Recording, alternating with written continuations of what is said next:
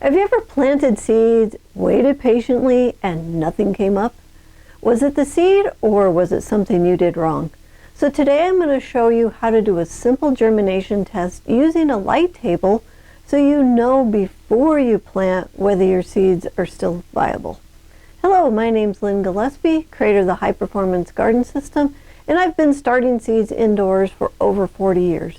And this is one of the easiest tests that you can do, and it can save you weeks of frustration and wasted planting time. So a germination test tells you what percentage of your seeds will actually sprout. So seeds don't stay viable forever. Age, heat, moisture, and poor storage can all result in reduced germination. So instead of guessing, this test lets you adjust to how thickly you plant your seeds, decide whether the seeds are worth using, and helps you avoid empty rows and trays. So a light table makes this test faster, cleaner, and more accurate. So a light table works perfectly for germination testing because it provides even, constant light, gentle warmth, and easy monitoring. Now we're not growing seedlings here, we're just testing whether seeds will sprout. So the goal is simple. We use warmth, moisture, and light control to help our seeds to germinate. You're going to need a few basic supplies. The seeds you want to test, a plate or a tray, paper towels, a spray bottle, a water or a jar, and some labels. And this test works great for vegetables, herbs, and flower seeds. All right, I'm going to show you how I set up a seed germinating test. And what I'm doing is just testing all my garden seeds. So I'm going to set up about 12 to 15 tests on this one tray.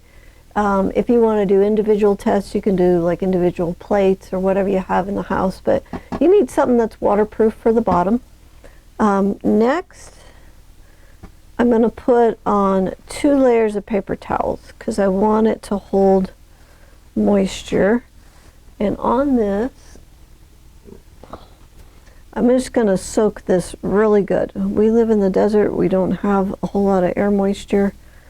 So it takes quite a bit of water for us to do a seed germination test. Okay, so that's really wet. And then what I have here is a label, and I have what it is, the seed, the month, and the year, and then any identification numbers that I want on that. So I'm going to put that on the tray. And then on this test, I'm going to count out 10 seeds to germinate. I do have other tests that I do 20, but this one I want to do 10. So we'll put out 10. 4, 5, 6, 7, 8, 9. That was a pretty good guess. One more. 10. Okay, and then I'm going to go down all the rows and put out all the seeds that I want to test. So we'll get the whole tray laid out. Alrighty, I got all the seeds that I want to germinate test today on the tray. So there's sugar pie pumpkin, table queen acorn, early prolific straight neck squash, Waltham butternut squash, zucchini Italian striped. This seed here is cantaloupe. This is the black beauty zucchini, and I saved this seed off to the side because it's not normal looking. If you look at it, it's kind of funny, round, and so I'm not going to do a seed germination test with that seed, and I'm also not going to plant that seed in the garden. So if you had odd shaped seeds, or if you have seeds that are broken in half, a broken seed will not germinate. So don't even try to plant it. I didn't see any broken seed today, but I did see this little strange one. So I will probably feed that to the chickens. Okay, black beauty zucchini. This is a gray zucchini. This is a broccoli seed. This is a cucumber seed, cabbage, cauliflower, radishes, and this is the salad turnips. So I can germinate test a bunch of different seeds right on the same tray. All right, so the next thing I'm going to do is I'm going to put a paper towel over the top of this. And we're going to get that wet. Now you can use like a spray bottle. Sound like a duck. And you're going to check this 3 times a day. When you first get up in the morning, about midday, and then before you go to bed. And the squirt bottle is a nice way to get that wet. The other way to get it wet is you can just use your jar of water and you can just splash some on there. And you don't want it too terribly wet, like you don't want puddles in there, but it has to be wet enough that those will germinate. All right, so then once I got this done, then I'm going to take the tray and I'm going to set it on my light table. The best temperature for germinating is about 65 degrees Fahrenheit. And between the room temperature and the little bit of heat coming off the lights, I think we're right in that vicinity or slightly warmer. So this will be good for germinating these seeds. Now I want to show you a test that I set up last week. See if we can get this peeled back. There's one seed stuck there. You got to kind of watch the seeds because once in a while they can stick. And you want to keep them in their proper spot. Okay, come here, little tomato seeds. Okay, I'm going to set that there for just a minute. All right, so what we're looking for is just germination. So if you look up here on these tomatoes, you can see that the root has come out. We don't need the top to be up, just the root coming out. And these tests here are a 20 seed test.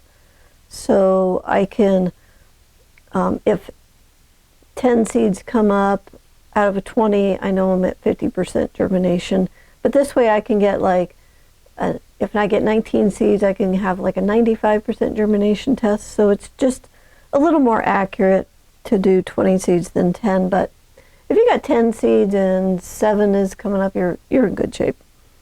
So what I'm looking for is just these little roots coming out, and so I can check down through all the different varieties. If you look over here at the green beans, they're doing really, really well. I got one here that has not done anything. There's two that haven't done anything. And I will typically leave these at least 10, maybe 12 days, because some of the seeds, sometimes they're just a little slower than the others. And I think those are the seeds that are just a little bit drier, so it takes a little bit more moisture, more time to get them soaked up and activated. But as you can see, I can go through here and see what is good and ready to plant in the garden. The peppers here are just starting to pop a few roots. They do take a little bit longer than other seeds, so that's why I like to let my test go 10 or 12 days, because sometimes you're going to have some that are just a little bit slower. So this has gone about a week. What I'm going to do is put my cover back on it, make sure that everything stays moist, put it back on the light table, and continue my test until we hit about 10 days. So most seeds will sprout in 5 to 7 days, but some may take a little bit longer to germinate. So just leave the seeds on the light table for 10 to 14 days if you want. Now the seeds that may need a few more days are carrots, spinach, and cilantro. And if your light table is warmer than 65 degrees, the spinach seeds may not germinate. So if this is the case, go ahead and start a new batch of spinach seed and place it in a cooler place that's between 40 and 60 degrees Fahrenheit and dark, and that can help the spinach to germinate. So the spinach seeds, they may take up to 14 days to germinate. Now for the rest of the seeds, if they do not germinate after about 10 or 12 days, the seeds may be old or dead. All right, so now that we've got some seeds to germinate, we need to calculate our germination rate. So you want to count how many seeds sprouted. So for example, if 7 out of 10 sprouted, that's a 70% germination rate. And what this means is if you have 80 to 100% germination rate, you have excellent seed. Plant them at your regular sowing rate. If you have 60 to 80%, those are good seeds, but you may want to plant them a little thicker. And under 50%, you may want to replace the seed or really overplant the seed in the garden. So it's really valuable information to know how your seeds germinate before planting them in the garden. And it gives you confidence that your seeds are viable. So if you have a problem in the garden, you can eliminate the fact that it's not the seeds, and then you can investigate other problems. Now here are some common mistakes that you need to avoid. So if you put on too much water, the seeds will rot. If you let the paper towels dry out, that can kill the seeds. If you have the seeds too close to the light, that can be too hot, and that can kill the seeds. And you want to try to keep the seeds about 65 degrees Fahrenheit. You want to label so you know what you've put on your test tray. It's really important to keep track of which seeds you tested. And a lot of seeds look alike, so you definitely want that label. So once you know your germination rate, you can decide whether to start the seeds indoors, plant the seeds thicker if you had a lower germination rate, or order more seeds if you need to do that. So doing a germination test on a light table is one of the smartest things you can do as a gardener, especially before the seed starting season gets really busy. So in the next video, I'm going to show you how to transplant your germinated lettuce seeds to soil so you can plant them out later in the season. Now, if you want more seed starting education, raised bed and greenhouse systems, and some open pollinated heirloom seeds, go ahead and visit us at thelivingfarm.org. Links are in the description below. So I want to thank you for supporting organic seed growing and local farms, and I'll see you in the next episode.